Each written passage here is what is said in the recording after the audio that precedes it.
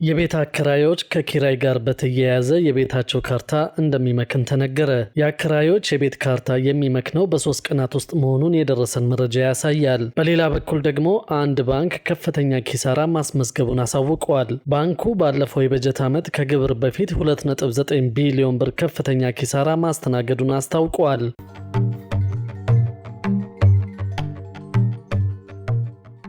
በተያዘው በጀት ዓመት 350 ቢሊዮን ብር ለመሰብሰብ ማቀዱን የአዲስ አበባ ገቢዎች ቢሮ አስታወቀ። በ2018 በጀት ዓመት ከተለያዩ የገቢ ግብር አሰባሰብ 350 ቢሊዮን ብር ለማግኘት እቅድ ይዞ እየሰራ መሆኑን የአዲስ አበባ ገቢዎች ቢሮ አስታውቋል። የቢሮው የኮሚኒኬሽን ኃላፊ አቶ ሰውነት አየለ በተጠናቀቀው በጀት ዓመት 241 ቢሊዮን ብር ለመሰብሰብ ታቅዶ 333 ቢሊዮን ብር ለመሰብሰብ መቻሉን ገልጸዋል። በዚህም እንደ ከተማ አስተዳደር የእቅዱን 96.5 በመቶ ማሳካት መቻሉን ያነሱት አቶ ሰውነት ከባለፈው ዓመት ጋር ሲነጻጸርም በ83 ቢሊዮን ብር ብልጫ ያለው ነው ብለዋል። የገቢ መሰረትን ለማስፋት የተሰሩ የተለያዩ ስራዎች መኖራቸውን የጠቀሱ ሲሆን በዚህም ወደ 14 የሚደርሱ አዳዲስ የገቢ ርዕሶችን በመለየት ወደ ስራ እንደገቡ ተናግረዋል። የዘንድሮ የገቢ አሰባሰብ ሐምሌ 1 እንደጀመረ ያስታወቁት ኃላፊው ከሐምሌ 1 እስከ 30 የደረጃ ሐመር ውሃ ግብር ከፋዮች እንዲሁም ደግሞ ከነሐሴ 1 እስከ ጳጉሜ 5 የደረጃ ለግብር ከፋዮች ክፍያቸውን መፈጸማቸውን አስታውሰዋል። እስከ ጥቅምት 30 ቀን 2018 ድረስ የግብር ግዴታቸውን መወጣት የሚገባቸው የደረጃ ሀሌታ ውሃ ግብር ከፋዮችም የክፍያውን የመጨረሻ ቀናት ሳይጠብቁ ክፍያቸውን በመክፈል ራሳቸውን ከግርግርና ከቅጣት ክፍያ እንዲጠብቁ አሳስበዋል። በሌላ በኩል ደግሞ አንድ ባንክ ከፍተኛ ኪሳራ ማስመዝገቡን አሳውቀዋል። ባንኩ ባለፈው የበጀት ዓመት ከግብር በፊት 2.9 ቢሊዮን ብር ከፍተኛ ኪሳራ ማስተናገዱን አሳውቀዋል። ንብ ኢንተርናሽናል ባንክ አክሲዮን ማህበር በ2017 በተጠናቀቀው በጀት ዓመት ከግብር በፊት 2.9 ቢሊዮን ብር ከፍተኛ ኪሳራ ማስተናገዱን ይፋ አድርጓል። ባንኩ ይህ ኪሳራ የደረሰበት የባንኩ መደበኛ ስራ በመበላሸቱ ሳይሆን መንግስት የውጭ ምንዛሪ ገበያዎችን በማዋሃድ ባደረገው የፖሊሲ ለውጥ ምክንያት በሂሳብ አያያዝ ላይ በተከሰተ ትልቅ የ4.4 ቢሊዮን ብር የውጭ ምንዛሪ ኪሳራ ምክንያት መሆኑን ገልጸዋል። ይህ የፋይናንስ ውጤት የባንኩን ጠቅላላ ሀብት በ28 በመቶ የቀነሰ ሲሆን ለባለ አክሲዮኖች የትርፍ ክፍፍል ወይም ዲቪደንድ እንደማይከፍል በይፋ ተረጋግጧል።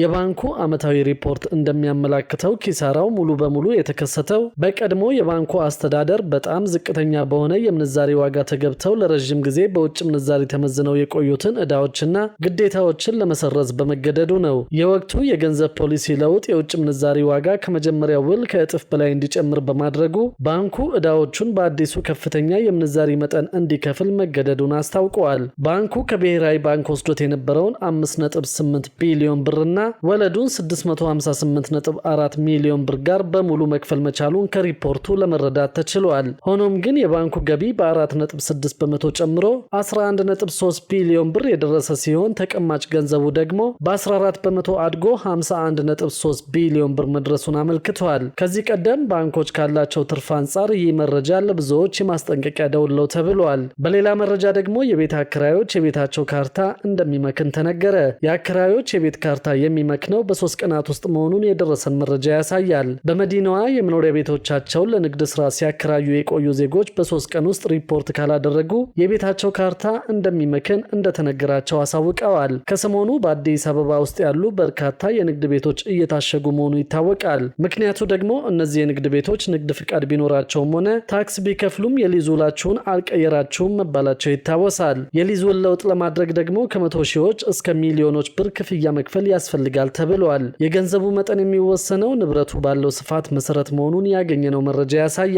በዚህም የመኖሪያ ቤቶች ለንግድ ቤቶች መከራየታቸውን በተመለከተ የቀበሌ ሰራተኞች ቁጥጥር ማድረግ መጀመራቸውን የታወቀው የመኖሪያ ቤታቸውን ለንግድ ቤት ያከራዩ ሰዎች ቅጣት እየተጣለባቸውም እንደሚገኝ ሰምተናል። በአዲስ አበባ ከተማ የመኖሪያ ቤቶቻቸውን ለንግድ ስራ አውለዋል የተባሉ ነዋሪዎች በ3 ቀናት ገደብ ውስጥ እስከ 45,000 ብር ቅጣት እንዲከፍሉ ማስጠንቀቂያ እንደተሰጣቸው ተናገሩ። ከዚህ በተጨማሪ የቤታቸው ካርታ እንደሚመክን እንደተነገራቸው የቤት ባለቤቶቹ አሳውቀዋል። ነዋሪዎቹ የመኖሪያ ቤቶቻቸውን ለሌላ አገልግሎት ለማዋል የሚያስችላቸውን የሊዝ ውል ለውጥ ለማድረግ ከመቶ ሺዎች እስከ ሚሊዮኖች ብር የሚቆጠር ክፍያ መጠየቃቸውንም ገልጸዋል። በአቃቂ ቃሊቲ፣ በለሚ ኩራ፣ በንፋስ ስልክ ላፍቶና ጉለሌ ክፍለ ከተሞች የሚኖሩ ነዋሪዎች ባለፉት ቀናት የማስጠንቀቂያ ደብዳቤዎች እንደደረሳቸው ተናግረዋል። በአንዳንዶቹ ክፍለ ከተሞች በሚገኙ የንግድ ቤቶችና አገልግሎት አገልግሎት መስጫዎች ላይ የማስጠንቀቂያ ደብዳቤዎች መለጠፋቸውንም የአካባቢዎቹ ነዋሪዎች ገልጸዋል። በደብዳቤው ላይም ነዋሪዎቹ መሬቱን የወሰዱት ለመኖሪያ አገልግሎት ለማዋል እንደሆነ ይጠቅሳል። ሆኖም ነዋሪዎቹ በገቡት የሊዝ ውል መሰረት ለተፈቀደላቸው አገልግሎት ብቻ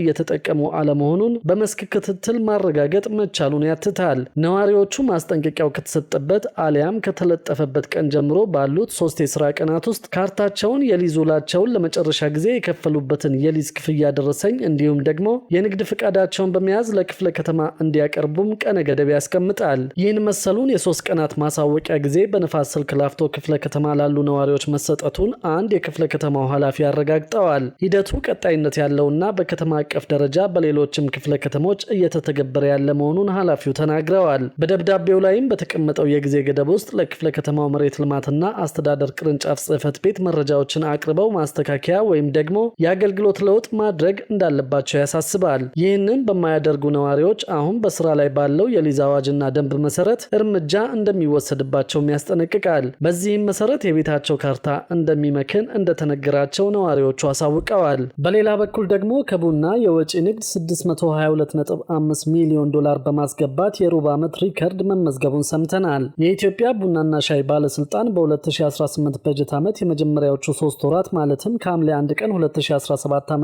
እስከ መስከረም 30 ቀን 2018 ዓ.ም ድረስ 151969.4 ቶን ቡና ወደ ውጭ በመላክ 622.5 ሚሊዮን የአሜሪካን ዶላር ገቢ ማግኘቱን አስታውቀዋል። ይህ የተገኘው ገቢ ካለፈው በጀት ዓመት ተመሳሳይ ወቅት ጋር ሲነጻጸር 243.7 ሚሊዮን ዶላር ጭማሪ ያለው መሆኑ ተመላክቷል። የኢትዮጵያ ቡናና ሻይ ባለስልጣን የህዝብ ግንኙነትና ኮሚኒኬሽን ስራ አስፈጻሚ አቶ ሳህለ ማርያም ገብረመድህን እንደተናገሩት ይህ ከፍተኛ ገቢ የተገኘው አዳዲስ የገበያ መዳረሻ ሀገራትን በማስፋት በተደረገው ጥረት ነው። የኮሚኒኬሽን ስራ አስፈጻሚው በዚህ 3 ወር ውስጥ የተገኘው ገቢ ከፍተኛ ነው። ይህ ገቢ የተገኘው አዳዲስ የገበያ መዳረሻ ሀገራት እንዲኖሩ በመደረጉ ነው ብለዋል። በ2018 በጀት ዓመት 3 ወራት ውስጥ የተላከው ቡና ከፍተኛውን ገቢ ያስገኘው ጀርመን፣ ሳውዲ አረቢያና ቤልጂየም በተላኩት እንደሆነ ባለስልጣኑ ገልጿል። ከዚህ ቀደም የኢትዮጵያን ቡና በመግዛት በዋናነት የምትታወቀው ቻይና በዚህ ዓመት በተሰራው የማስተዋወቅ ስራ ምክንያት ከፍተኛ የቡና ምርት ከሚላክባቸው ሀገራት መካከል ከፍተኛውን ድርሻ